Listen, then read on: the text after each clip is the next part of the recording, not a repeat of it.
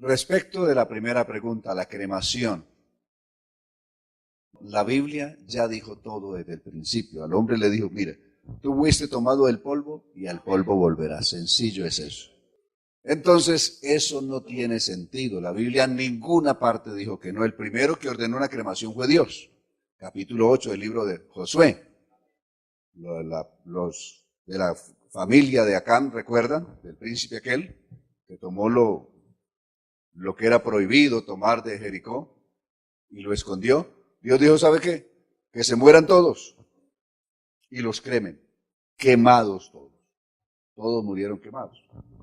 Hubo un problema por allá en los tiempos de los jueces, especialmente un rey llamado Oseas, que fue muy malo, y entonces en un acto de venganza lo hizo, porque lo hizo más bien en un acto de sevicia. Otro rey amigo de él había muerto ya antes, y él mandó, en su ira que tenía con él en un acto de sevicia, ordena que lo saquen de la tumba y lo hace quemar. Entonces lo hacen incinerar. Y eso, claro, Dios lo vio malo. ¿Por qué? No por la cremación, sino por la razón que movió a este hombre a hacer esa cremación. Es la razón lo que Dios condenó no es que lo haya cremado, sino el por qué lo hizo. ¿Correcto? En un acto de venganza. Entonces, eso no cambia para nada las cosas. Igual, ninguna del resto de la Biblia dice, no, por favor, no cremar. Algunos dicen, no, es que entonces la resurrección, eso no tiene ningún problema para la creación.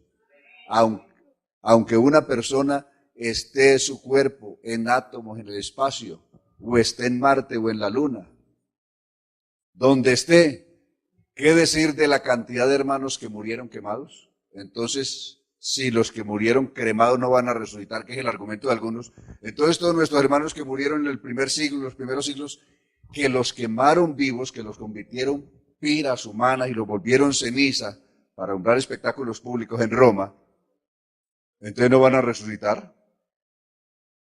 Quedaron perdidos los que se comieron los leones. ¿Ah? Entonces no resucitarían. Los que echaron al mar no resucitarían porque se los comieron los peces. Claro, eso no tiene ningún problema. ¿Qué dice la Biblia en Apocalipsis 20:14? El mar entregó los muertos que habían en él. ¿Cuántos muertos hay en el mar? ¿Cuántos muertos los ríos han llevado al mar? Los peces los comieron. Están en átomos en el mar. El mar entregó los muertos que habían en él. La muerte, el Hades, entregó los muertos que habían en ellos. Entonces, para Dios eso no es ningún problema. Eso no es ningún problema para la resurrección. De donde estén y como estén, a su voz todo resucitará. Amén. La número 2. La donación de órganos como las transfusiones de sangre, eso tampoco contradice la Biblia en ninguna parte. Ninguna parte dice que eso contradiga la Biblia. Ni en la transfusión de sangre. La Biblia ordena no comer la sangre, pero no dice que no se puedan hacer transfusiones de sangre, no está. Y lo mismo inventarnos que en la Biblia sea un pecado donar órganos, tampoco está. Entonces uno no le puede agregar a la Biblia lo que la Biblia no tiene. Si en la Biblia no está es porque Dios no lo consideró importante. Por lo tanto, si se hace bien y si no se hace igual, no pasa nada. ¿Y 3? Correcto. Libro de primero, San Mateo capítulo 8, verso 12. Vendrán del oriente, del occidente, del norte y del sur, y se sentarán con Abraham e Isaac y Jacob en el reino. Si vamos a distinguir a Abraham, si vamos a distinguir a Jacob, si vamos a distinguir a Isaac, entonces, ¿cómo no nos vamos a identificar nosotros? Solo que el conocimiento que vamos a tener aquel día, cuando ya tengamos un cuerpo perfecto, después de pasar por el proceso de la transformación y de la glorificación y de la inmortalidad, porque es necesario que esto corruptible se vista de incorrupción, que esto mortal se vista de inmortalidad. Entonces, cuando llegue ese día de estar en un cuerpo de gloria semejante al cuerpo del Señor y con un nivel de sabiduría no limitada como la que ahora tenemos, sino un pleno conocimiento, como Pablo dijo en 1 Corintios, del capítulo 13, cuando habla del verso 9 en adelante, porque en parte ahora el conocimiento que tenemos es limitado en este tiempo. En parte conocemos y en parte profetizamos. Verso 10, mas cuando venga lo perfecto, entonces lo que es en parte acabará. Ahora tenemos un conocimiento limitado sobre todas las cosas, pero eso va a terminar. Cuando yo era niño, cito un ejemplo, hablaba como niño, pensaba como niño, juzgaba como niño, mas cuando ya fui hombre, dejé lo que era de niño. Verso 12, ahora vemos por un espejo oscuramente. Los espejos de los días de Pablo eran de bronce, no eran de cristal como hoy. Y entonces las imágenes se veían más oscuras. Más entonces veremos cara a cara. Ahora conozco en parte, pero entonces, cuando venga lo perfecto, conoceré tal como fui conocido, es decir, como Dios me conoce a mí. Como Dios nos conoce a nosotros, nosotros no nos conocemos ni un 5%. Correcto, nosotros mismos no nos conocemos. Él sí nos conoce tal como somos. Y cuando venga lo perfecto, sí nos conoceremos. Alguien dice, entonces si yo veo a mi mamá que se perdió o a mi papá que se perdió, en aquel entonces tendremos un conocimiento a otro nivel. Ya no tenemos este cuerpo de débiles emociones y débiles pasiones que tenemos ahora. Correcto. Porque entonces estaremos en lo perfecto. Y en lo perfecto ya no hay llanto, ya no hay dolor, ya no hay luto, ya no hay tristeza. Apocalipsis capítulo 21, verso 5 en adelante. He aquí yo hago nuevas todas las cosas, y de lo pasado no habrá memoria, es decir, de los sufrimientos y de todo de lo que fue su pasado. Ni más vendrá el pensamiento. Entonces no habrá más muerte, no habrá más llanto, ya no habrá más dolor, no, todo eso, porque todas esas cosas habrán pasado. Allí estaremos en otra dimensión muy diferente a la que ahora somos. Aquí somos hermanos, papá, hijos. Allá todos estaremos a un solo nivel. ¿Con qué semejanza estaremos? ¿Qué semejanza tendremos? Jesús la dijo, Lucas 20:34. ¿Qué semejanza vamos a tener aquel día? Primero, la del Señor Jesús, pero aquí también la de los ángeles. Observe. Entonces respondiendo Jesús dijo, los que hijos de este siglo, hablando de la resurrección, los hijos de este mundo, o sea, de este siglo, se casan y se dan en casamiento, pero cuando lleguemos a aquella dimensión, habrá cambiado todo.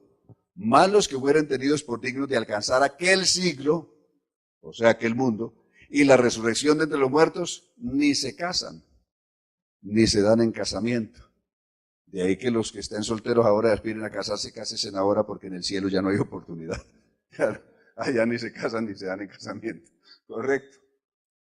Entonces, verso 36. Porque no pueden ya más morir. Es decir, están en una dimensión de la inmortalidad. Pues son iguales ¿a quién? A los ángeles. Y son hijos de Dios al ser hijos de la resurrección. Al ser iguales a los ángeles distinguen. Claro. ¿Se distinguen entre sí? Claro.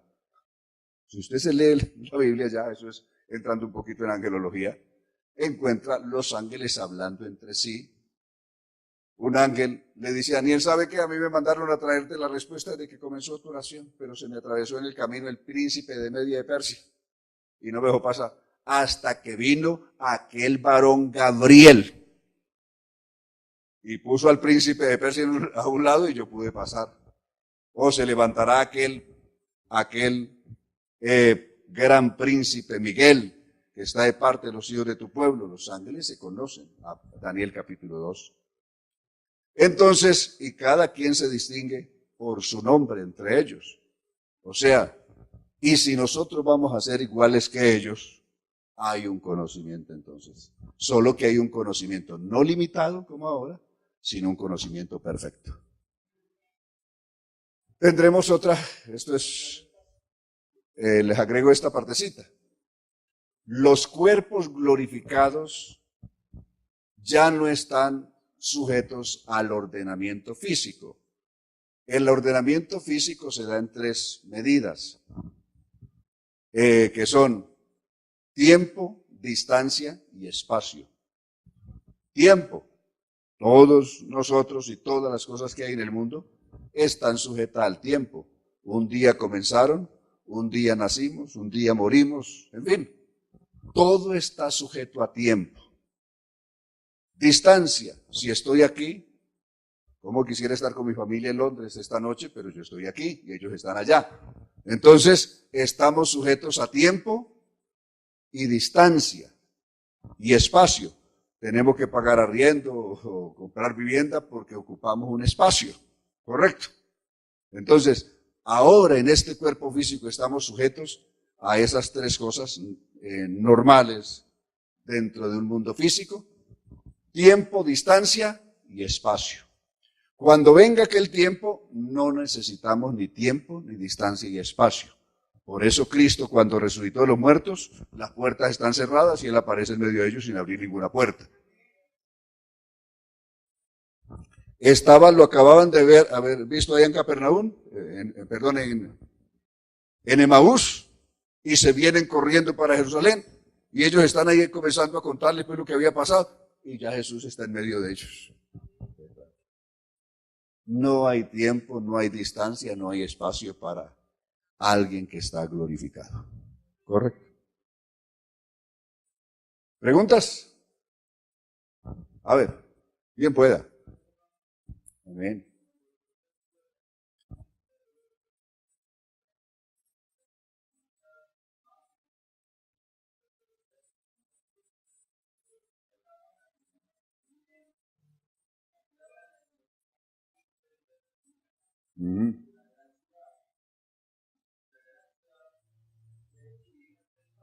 Ajá.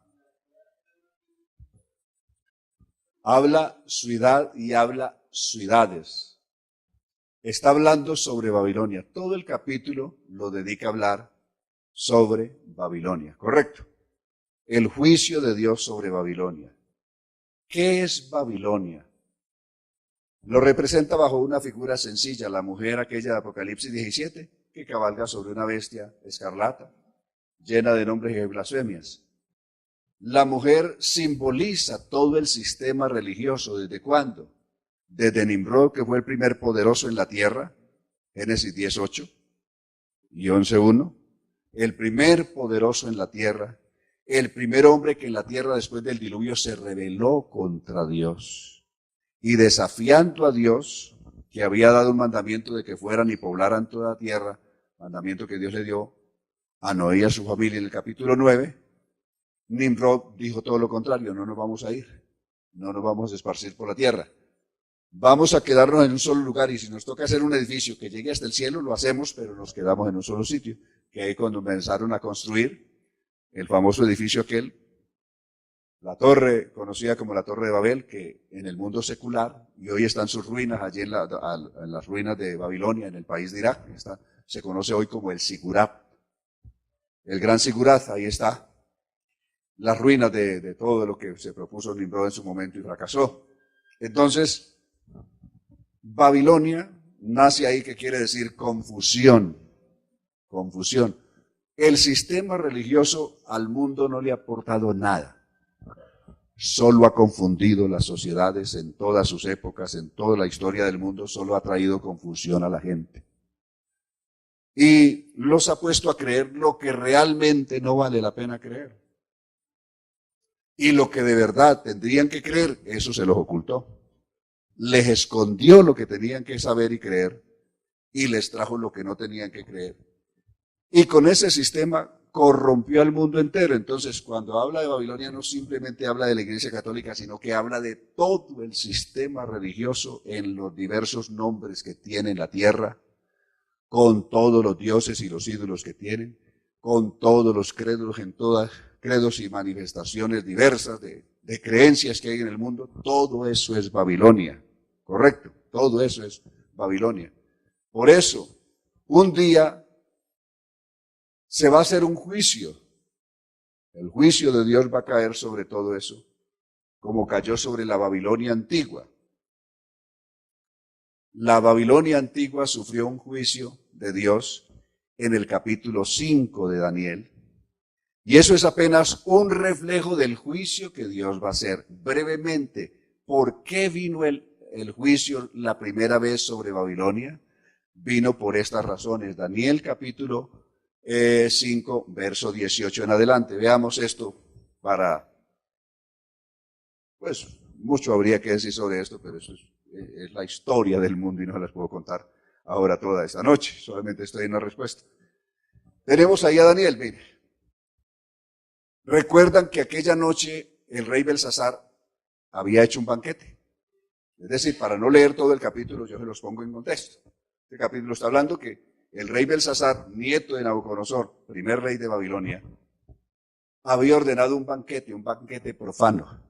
Se celebraba, era el 12 de octubre, aquella noche del año 539 a.C.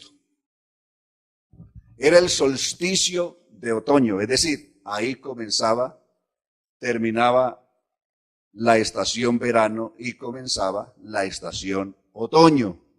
Y en ese solsticio de otoño se hacía una gran fiesta, la fiesta de Babilonia, que se hacía en honor del sol. Ellos allí eran adoradores del sol, que es Baal, por eso eran Baales.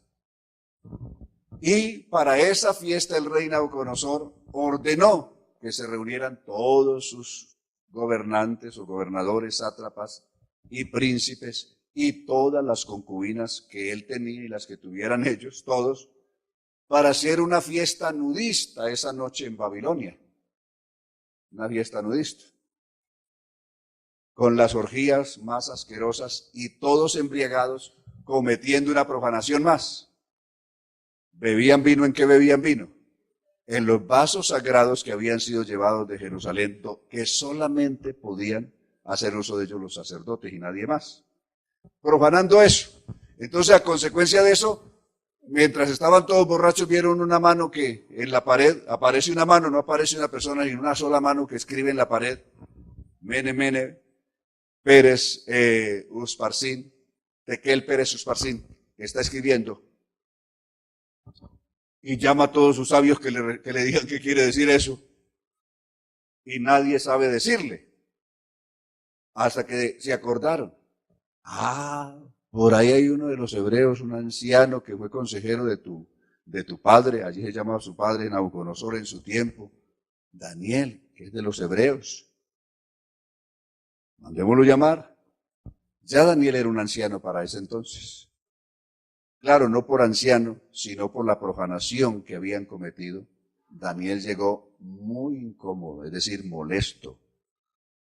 Normalmente al rey se le saludaba, el saludo obligatorio era, vive, oh rey. Es decir, deseándole larga vida al rey. Daniel ni lo saluda, sino que llegó así. El Altísimo Dios, oh rey, dio a Nabucodonosor tu padre el reino y la grandeza, la gloria y la majestad. Y por la grandeza que le dio, todos los pueblos, naciones, lenguas, temblaban y temían delante de él. A quien quería mataba y a quien quería daba vida. Engrandecía a quien quería y a quien quería humillaba. Hablando de Nabucodonosor en su tiempo. Mas cuando su corazón se ensoberbeció, referente al capítulo 4 de Daniel, que está esa historia de Nabucodonosor, su espíritu se endureció en su orgullo y fue depuesto del trono de su reino y despojado de su gloria.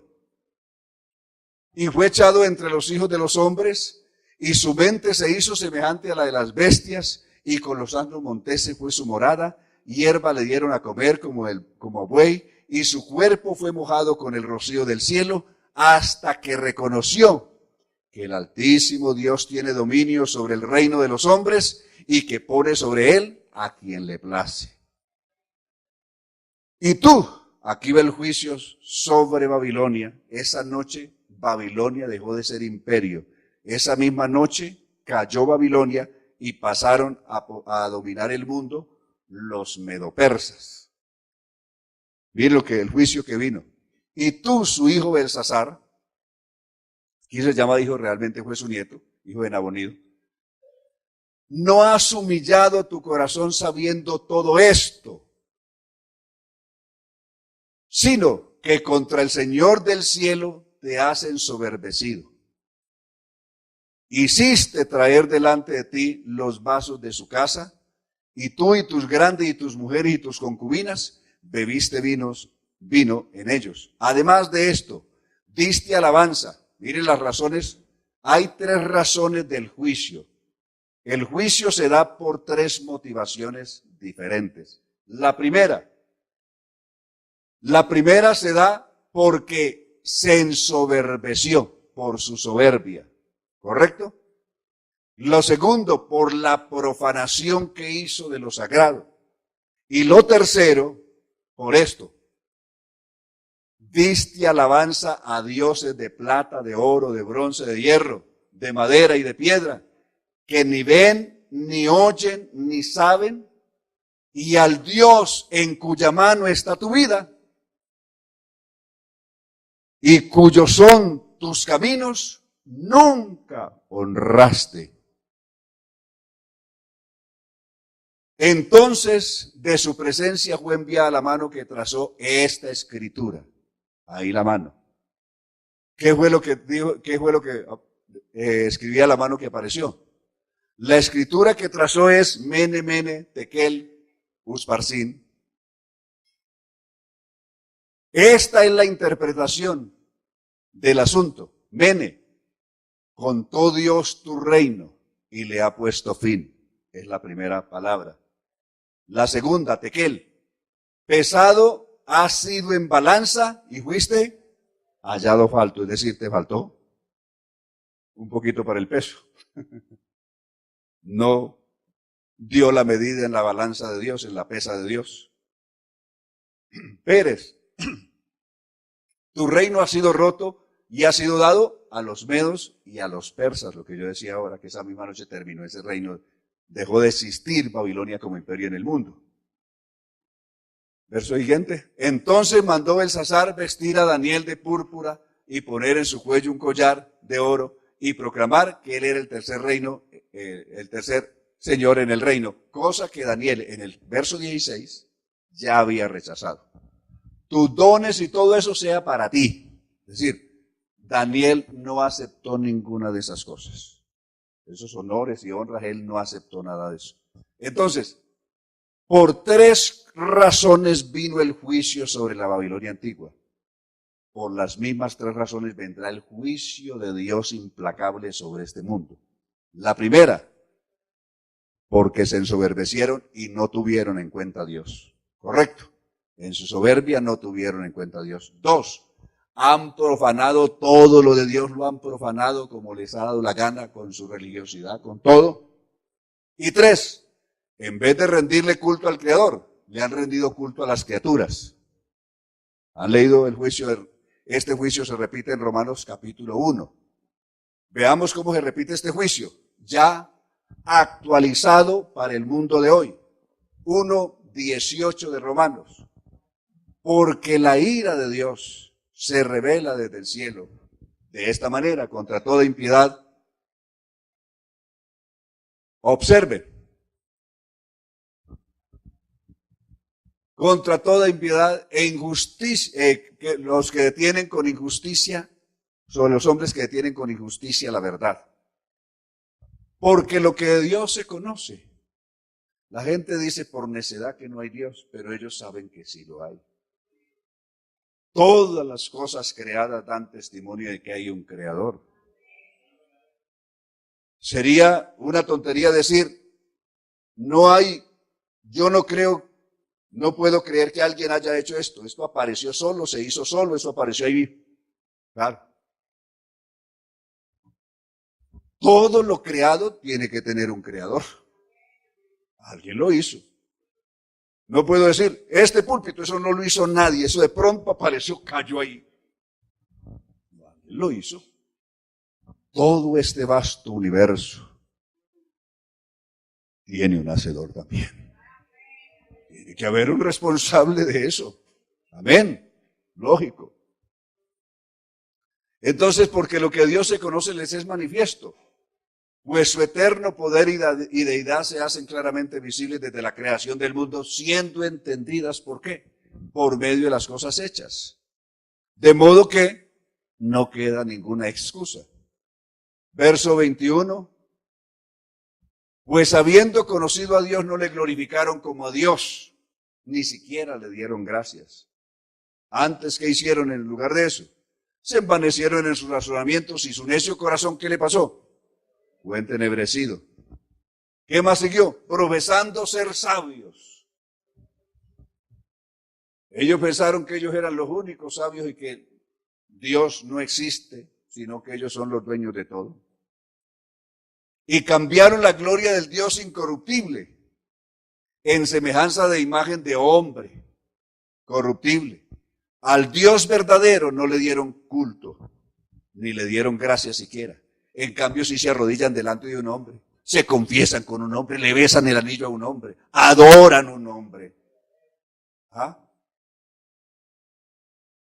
O adoran cualquier imagen, de hombre, de aves, de cuadrúpedos, de reptiles.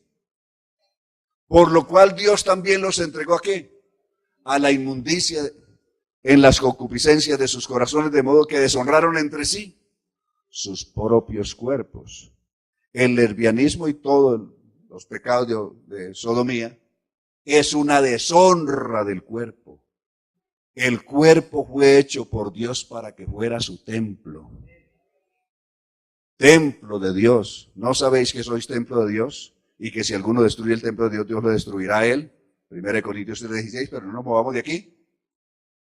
Porque el templo de Dios, el cual sois vosotros, santo es. Pero estos, con estas aberraciones, deshonraron su propio cuerpo, ya que cambiaron la verdad de Dios por la mentira, honrando y dando culto ¿a quién? A las criaturas antes que al Creador, el cual es bendito por los siglos de los siglos. Y aquí viene en el verso 24, la primera razón o justificación del juicio, segunda justificación del juicio. La segunda justificación del juicio se da por esto. Por esto Dios los entregó a pasiones vergonzosas, pues sus mujeres cambiaron el uso natural por el que es contra naturaleza. De igual modo, también los hombres, dejando el uso natural de la mujer, se encendieron en sus lascivias unos con otros, cometiendo hechos vergonzosos, hombres con hombres, y recibiendo en sí mismo la retribución debida a su extravío. Y tercera razón del juicio de Dios. Tercera justificación del juicio. Como ellos no aprobaron, un día la sociedad científica se reunió y aprobaron decir, no, no hay Dios. Y un día en el año 1917 se reunieron en Moscú, cuando nació el sistema bolchevique, que hoy se conoce como comunismo o socialismo, y le hicieron un juicio a Dios público. Y pusieron un muñeco, se burlaron de él, lo amarraron de pies y manos, y dijeron, este es Dios. Y hoy le vamos a hacer un juicio por todo lo injusto. Todos los crímenes y desastres que han habido en la humanidad, todo eso es culpa suya. ¿Quién aprueba que lo fusilemos? Y todos levantaron la mano que aprobaban que fuera fusilado, claro. Le hicieron el juicio, supuestamente a Dios, y luego dieron la orden de que 21 hombres que estaban apuntando con cañones lo volvieran flecos. Y dijeron ese día, de hoy en adelante quedamos libres de Dios, porque a Dios lo acabamos de matar. Eso se hizo en el año 1917. ¿Y es verdad que se murió Dios? El hombre puede hacer las tonterías que quiera. Y como ellos no aprobaron tener en cuenta a Dios, Dios los entregó a una mente reprobada para hacer cosas que no convienen, entre cuáles qué cosas, estando atestados de toda injusticia, fornicación, perversidad, avaricia, maldad, llenos de envidia, homicidios, contiendas, engaños y malignidades. Murmuradores, detractores, aborrecedores de Dios, injuriosos, soberbios, altivos, inventores de malos, desobedientes a los padres. ¿Será que el mundo sí está lleno de eso? Necios, desleales, sin afecto natural. Tienen más afecto los animales. La gallina se hace matar por su pollo, cualquiera, los perros, las bestias, las vacas. En cambio, el hombre y la mujer, el hombre es capaz de engendrar un hijo y dejar que pase lo que pase con él, no le importa. Y la mujer es capaz de darlo a luz y tirarlo al bote de la basura o dejarlo en un sanitario, donde sea, en la calle, porque este mundo terminó así. Necios, desleales, sin afecto natural, implacables, sin misericordia. Y sigue, concluye con esto. Quienes habiendo entendido el juicio de Dios, que los que practican tales cosas, note que está hablando del juicio de Dios, son dignos de muerte, no solo las hacen, sino que también se complacen con los que las practican. ¿Están de acuerdo con ellos?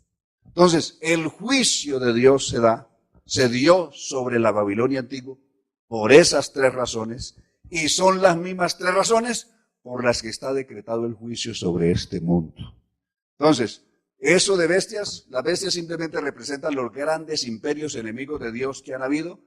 Babilonia el primero, y el último será el del último gran gobernante mundial, el del hombre de pecado. ¿Correcto? 7 grandes imperios. Los 10 cuernos, son 10 reyes que van a cogobernar por un corto periodo de tiempo con el último gobernante, que la gente popularmente conoce como el anticristo. La Biblia no lo llama así.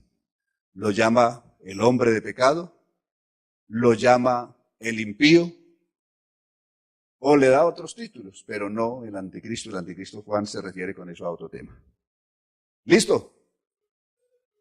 Yo realmente no tengo ninguna posición, no tengo ningún concepto, solamente lo que la Biblia dice. ¿Correcto? No tengo, las interpretaciones nacen, ¿de dónde nacen? Del desconocimiento de la Biblia. Cuando no se conoce la Biblia, y el problema que hay es que una persona lee un versículo de la Biblia y ya piensa que se la supo toda. Y ya es pastor, él mismo se da el título de pastor, de reverendo, de profeta y hasta de apóstol, y cree que ya se la sabe cuando realmente de la Biblia sabe cero. Claro, sabe nada. Y entonces salen, como no saben nada, entonces ¿cómo entran a la Biblia? Lo que Pablo estaba hablando a los colosenses. Estos son los autores de las filosofías huecas. ¿Qué es una filosofía hueca? Es semejante a un ciego que entra en un cuarto oscuro. Imagínense, un ciego entra en un cuarto oscuro buscando un gato negro que no está allí. Eso es una filosofía hueca. Y eso es lo que la gente hace. Sí, simplemente leyeron 1 o 2 versículos de la Biblia y ya creen que la saben. Resulta que no saben nada. Eso no es la Biblia.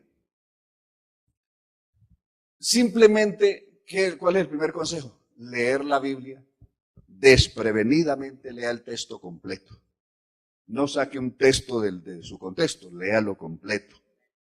Cuando lo lea completo, resulta que el mismo versículo le va a decir. Correcto. Mire, es sencillo.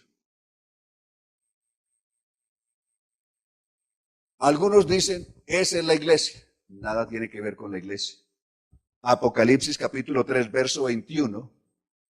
La iglesia estará sentada en el trono. Al que venciere, dijo Dios, le haré que se siente conmigo en mi trono. 3:21 de Apocalipsis.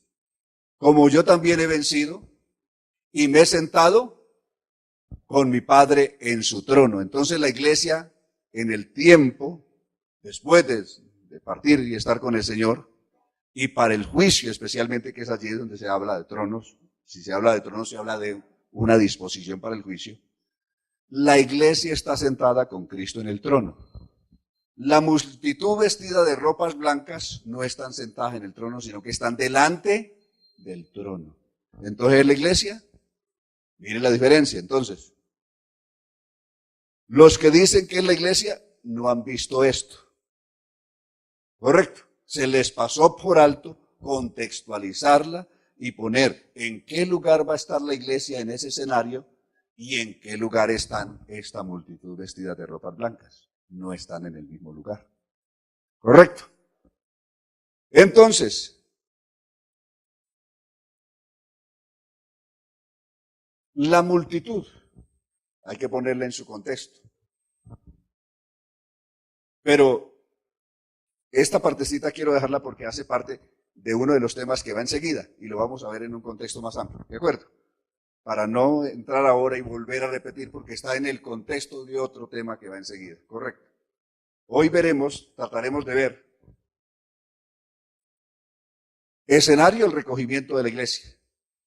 2, ¿qué va a pasar después? Inmediatamente la iglesia sea recogida, ¿qué va a pasar en el mundo? Pero lo veremos luego.